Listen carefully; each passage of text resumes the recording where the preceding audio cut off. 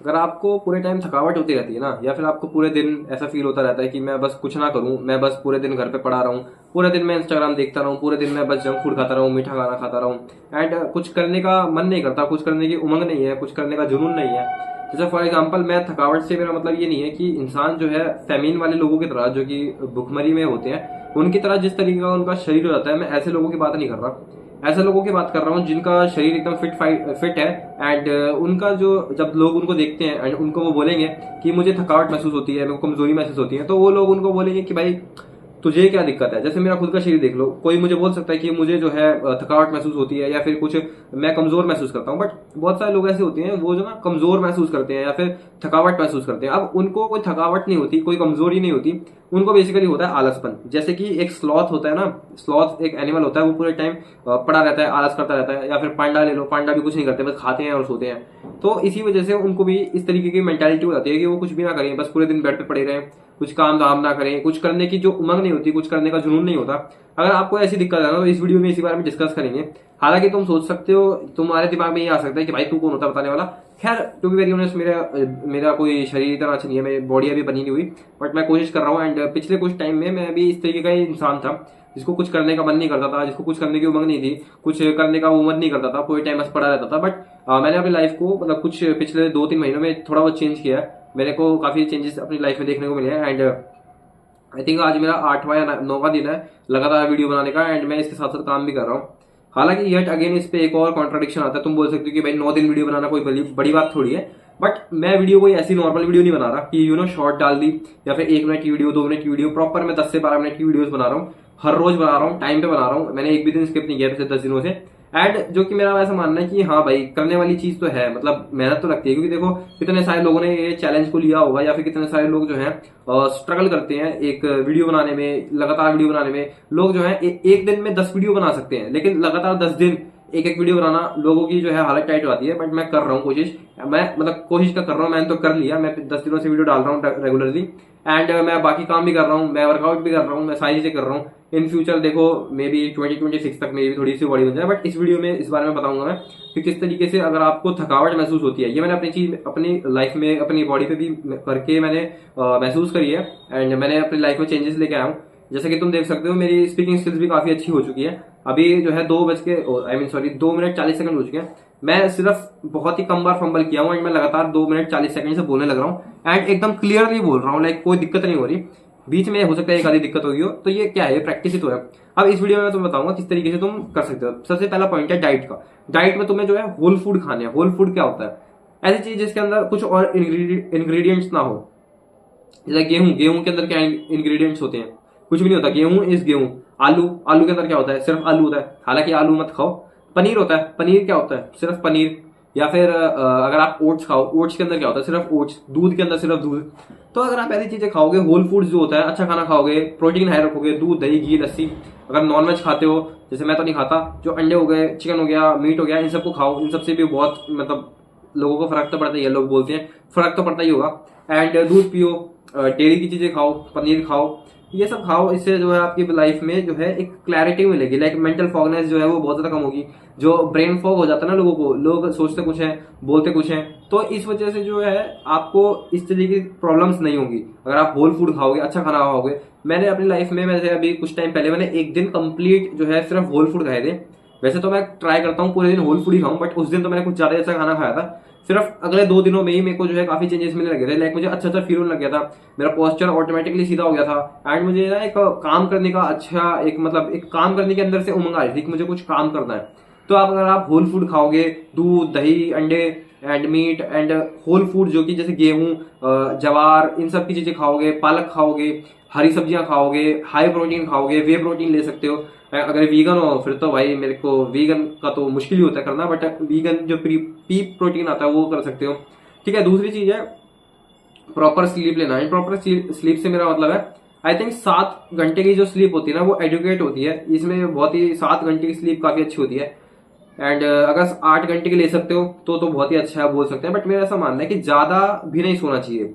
इसमें मैं तुम्हें 2 पॉइंट बताऊंगा। पहला पॉइंट ये कि ज्यादा मत सोना, 8 घंटे 9 घंटे 10 घंटे, इतना ज्यादा सोने का कोई मतलब नहीं है। दूसरी चीज ये है, तो किसी वजह से मेरे को मतलब कॉल आ गया था, उस वजह से मेरे को कट करना पड़ गया। बट हाँ, तो मैंने दूसरा पॉइंट बताया स्लीप प्रॉपर लेना। इसके अंदर मैंने 2 पॉइंट बताए हैं। पहला पॉइंट ये है कि ज्यादा मत सोना, ज्यादा सोने से भी इंसान जो है थक जाता है। मतलब कम सो लो, उसमें कोई दिक्कत नहीं है, पर ज्यादा मत सोना। जैसे 8 घंटे से ज्यादा मत सोना, मैक्स टू मैक्स 9 घंटे, 9 घंटे से ज्यादा तो बिल्कुल भी नहीं सोना चाहिए। दूसरा मैं पॉइंट ये बताना चाहूंगा कि अगर मान लो तुम 7 घंटे सोते हो एंड तुम्हारी जो है नींद खुल गई 5.5 घंटों में या 6 घंटों में, 6.25 घंटों में, तो मेरा ऐसा मानना है कि तुम्हें उसी टाइम उठ जाना चाहिए। ये मैंने अपनी लाइफ में बहुत बार नोटिस किया है। अगर मैं एक बार उठ गया, लेकिन मैं मान लो 7 बजे उठना था, मैं बाय मिस्टेक उठ गया 5:45 बजे, 6:15 बजे, एंड मैं सोच रहा हूँ कि आधा घंटा 1 घंटा और सो जाऊं, उससे तो मेरा मतलब बॉडी के अंदर ऐसे क्रैश फील होते हैं, इतने मतलब इतनी ऐसी वियर्ड सी फीलिंग आती है, इतनी ज्यादा थकावट, इतना ज्यादा मुझे लथार्जिक फील होता है, बहुत ज्यादा, मतलब बिल्कुल ही ना क्रैश आउट हो जाता है, बिल्कुल ही बहुत ही अजीब सी फीलिंग आती है, कुछ करने का मन नहीं करता, मतलब चिड़चिड़ापन सा हो जाता है। तो दोबारा कभी मत सोना। अगर तुम जल्दी उठ गए हो तो जल्दी उठ जाओ, कोई दिक्कत नहीं है, चाहे अगले दिन जल्दी सो जाओ या दिन में कॉफी पी लो या दिन में सो जाओ, लेकिन दोबारा मत सोना। दोबारा सोने से तो बहुत ही ज्यादा तो बुरा हाल हो जाता है। एंड सेकंड चीज, अगर जब इंसान दोबारा सो जाता है ना, तो वो बहुत ही लेट उठता है, फिर वो लेट ही उठता है। तीसरा पॉइंट ये है, अपने अंदर ना वाइटामिन एंड मिनरल्स को जो है अपना वो करके रखो। अगर तुम्हारे बॉडी के अंदर वाइटामिन की कोई डेफिशिएंसी है, विटामिन डी, ए, बी, के, B12, इन सब की कोई डेफिशिएंसी है जो कि 100% होगी। मैंने भी 3 महीने पहले या पता नहीं कितने महीने पहले मैंने कुछ चेक करवाया था अपने बॉडी में, फुल बॉडी चेकअप। उसके अंदर मैं टेस्टोस्टेरोन कमाया था, उसके अंदर मेरा B12 कमाया था, उसके अंदर मेरा विटामिन ए कमाया था, एंड मेरा जो है विटामिन डी भी कमाया था। उसके बाद मैंने विटामिन डी की कैप्सूल ली, उससे मेरे को काफी फर्क पड़ा, लाइक जेन्युइनली फर्क पड़ा। एंड ऐसा नहीं है कि इंस्टेंट फर्क पड़ गया, 2 हफ्ते बाद मुझे अपने लाइफ में, मतलब अपने पर्सनल में मेरे को फर्क देखना पड़ गया था। मेरी जो स्पीच थी वो क्लियर हो गई थी, मेरे को थोड़ा सा अच्छा फील होने लग गया था, मेरे को थोड़ा मतलब जीवित सा फील होने लग गया था। पहले तो ऐसे मरा मरा सा फील होता था। तो विटामिन डी के कैप्सूल्स ले सकते हो, बट बेस्ट तो ये है कि सूरज के नीचे बैठ जाओ। अगर कॉलेज वगैरह जाते हो तो फिर तो मुश्किल है, बट हाँ, दोपहर को, जैसे अभी सर्दी आने वाली है, दोपहर को लेट सकते हो धूप के नीचे, या सनबाथ ले सकते हो। वैसे लेट ना सनबाथ एक ही बात होती है, बट हाँ, इन सबको तुम कर सकते हो। विटामिन की अपनी कंट्रोल रखो, मिनरल्स को अपना कंप्लीट रखो, क्योंकि अगर मान लो तुम्हें ये लगता है ना कि मैं बहुत फिट हूं, तो जरूरी नहीं है। जैसे जो मोटा इंसान होता है वो भी माल न्यूट्रिशन हो सकता है। लोगों को लगता है माल न्यूट्रिशन का मतलब होता है अगर कोई इंसान माल न्यूट्रिशन है, तो उन्हें लगता है कि वो इंसान बिल्कुल ही सुगड़ी हड्डी होगा, उसकी रिब्स के एज दिख रहे होंगे, वो बिल्कुल ही हड्डी वाला ढांचा होगा, बट ऐसा कुछ भी नहीं है। माल न्यूट्रिशन का मतलब है कि ऐसा इंसान जिसके लाइफ के अंदर, जिसके बॉडी के अंदर विटामिन एंड मिनरल्स की कमी हो। किसी के अंदर भी हो सकती है, जो मोटा इंसान है उसके अंदर भी विटामिन एंड मिनरल्स की कमी हो सकती है। तो इसीलिए अपना जो है फुल बॉडी चेकअप करवाओ, एंड अपनी जो है बॉडी में जो भी तुम्हें दिक्कत है उस चीज को कंप्लीट करवाओ। एंड इससे तुम्हें ना एक चीज और पता लगेगी, जस्ट फॉर एग्जांपल, अगर तुम्हें पूरे टाइम में थकावट महसूस होती है तो मोस्ट प्रोबेबली तुम्हें कोई बीमारी हो सकती है, बीमारी हो चुकी है या फिर होने वाली है। तो फुल बॉडी चेकअप से तुम्हारा ये भी पता लग जाएगा, एंड अपने विटामिन एंड मिनरल्स को कंप्लीट करके रखो। चौथा पॉइंट ये है कि तुम जो है कोई वर्कआउट करो या वॉकिंग करो। वैसे तो मैं ये एडवाइस दे रहा हूँ, ये एडवाइस मुझे खुद पे अप्लाई करनी चाहिए पहले, बट स्टिल वर्कआउट करने से एंड वॉकिंग करने से तुम्हारे जो लाइफ के अंदर काफी फर्क पड़ जाएगा। जैसे वर्कआउट मैं भी करता हूँ, एंड पहले मैं वॉकिंग नहीं करता था, अभी मैंने वॉकिंग करना शुरू कर दिया है 2 दिन से। कल भी मैं गया था एंड आज भी मैं गया हूँ, एंड मैं ट्राई करूंगा कि मैं वॉकिंग करना शुरू करूँ। जैसे मेरे यहाँ से 1 किलोमीटर दूर पार्क है, एंड 1 किलोमीटर जाना, 1 किलोमीटर आना, 2 किलोमीटर ही हो गए, 700 मीटर का वो एक चक्कर है। तो अगर 5 चक्कर भी लग जाए तो 3.5 किलोमीटर हो जाएगा। वैसे तो 5 किलोमीटर चलाना चाहिए, जैसे कि 7 चक्कर हो गए वहां के, आना जाना 7 किलोमीटर हो गए, जो कि आई थिंक काफी अच्छे हैं। मुझे स्टेप्स में नहीं पता 7 किलोमीटर कितने स्टेप्स हो जाएंगे, बट सही हो जाएंगे, ठीक है। तो वॉकिंग कर सकते हो, वर्कआउट कर सकते हो, एंड स्प्रिंट मार सकते हो, कोई भी ऐसी चीज कर सकते हो। सबसे बेस्ट तो ये कि मार्शल आर्ट्स कर लो, वो भी बहुत अच्छा है। बट वेट्स उठाना, मैंने सुना है कि वेट्स उठाने से काफी फायदा होता है। हालांकि मैंने अपनी लाइफ में कंटिन्यूअसली वेट्स नहीं उठाए, मैंने बहुत ही मतलब जैसे कभी जिम गया, 2 महीने बाद छोड़ दिया, 1 महीने बाद छोड़ दिया, डाइट पूरी नहीं ली, ऐसे इस तरीके से। तो ये सब करो। अगला पॉइंट ये तो यही है, मतलब ये जो है डाइट में कंट्रोल हो जाएगा, डाइट में इंक्लूड हो जाएगा, वो है कि जंक फूड खाना छोड़ दो। एंड दूसरी चीज ये है, जो 5वां पॉइंट है, वो है डोपामिन डिटॉक्स। मैं बार बार बोल रहा हूँ भाई, डोपामिन डिटॉक्स करो। जब तक तुम डोपामिन डिटॉक्स नहीं करोगे, तुम्हारा जो माइंड है वो क्लियर नहीं होगा। जब तक माइंड क्लियर नहीं होगा तो पता ही नहीं लगेगा। जो डोपामिन डिटॉक्स है, आज के टाइम पे लोग इतना ज्यादा फोन से एडिक्टेड क्यों हो चुके हैं? फोन से एडिक्टेड इसलिए हो चुके हैं क्योंकि वो जो फोन है या फिर सॉन्ग्स है, रील्स है इंस्टाग्राम की या यूट्यूब शॉर्ट्स है, वो उनको उनकी घटिया लाइफ से दूर ले जाते हैं। एंड कोई भी इंसान अपनी घटिया लाइफ को जीना नहीं चाहता, कोई नहीं चाहता कि उसको ये रियलाइज हो जाए कि वो घटिया लाइफ जी रहा है। एंड इसीलिए वो डोपामिन को as a coping mechanism use करता है। जब तक डोपामिन से दूर नहीं जाएंगे एंड इस कोपिंग मैकेनिज्म को दूर नहीं हटाएंगे, तो हमें ये पता नहीं लगेगा कि हमारी लाइफ कितनी ज्यादा बेकार हो चुकी है, कितनी ज्यादा हमारी लाइफ सड़ चुकी है। जब तक हमें ये पता नहीं लगेगा ना, हम अपनी लाइफ में कभी इंप्रूवमेंट ला ही नहीं सकते। जब तक तुम इंस्टाग्राम चलाओगे ना, तुम वैसे लिख के ले लो, तुम अपनी लाइफ को कंट्रोल कर ही नहीं पाओगे। तुम जो है अपनी लाइफ को इंप्रूव कर ही नहीं पाओगे। अब तुम वो हो सकता है बोलो कि बहुत सारे लोग हैं जो अपनी लाइफ को इंप्रूव करते हैं यूट्यूब चला के भी, इंस्टाग्राम चला के भी। तो मैं तुम्हें बताता हूँ वो कैसे करते हैं। उनकी लाइफ या तो बहुत ज्यादा बेकार नहीं थी तुम्हारी जितनी, इसीलिए वो अब साथ साथ कर लेते हैं, या फिर दूसरी चीज पहले उन्होंने अपनी लाइफ को ठीक किया, इतना ठीक किया कि वो साथ साथ यूट्यूब भी चला सके, इंस्टाग्राम भी चला सके। तुम्हारी लाइफ इतनी ज्यादा बेकार हो चुकी है, तुम्हें अब अपनी लाइफ को जो है इंस्टाग्राम छोड़ के, यूट्यूब शॉर्ट्स छोड़ के, गाने को छोड़ के, डोपामिन को छोड़ के, सबसे पहले तो तुम्हें ये रियलाइज करना पड़ेगा कि तुम्हारी लाइफ कितनी ज्यादा कबाड़ा है। सबसे पहले तो तुम्हें 2-3 हफ्ते इसी चीज को रियलाइज करने में लग जाएंगे कि तुम्हारी लाइफ कितनी कबाड़ा है। उसके बाद 2-3 हफ्ते तो तुम्हें इस चीज को एक्सेप्ट करने में लग जाएंगे कि अब मुझे कुछ करना पड़ेगा। तुम्हें अपनी लाइफ के अंदर जो शिफ्ट लेके आना है उसी के अंदर 3 हफ्ते लग जाएंगे, तो तुम्हारा 1.5 महीना तो इसी में लग जाएगा।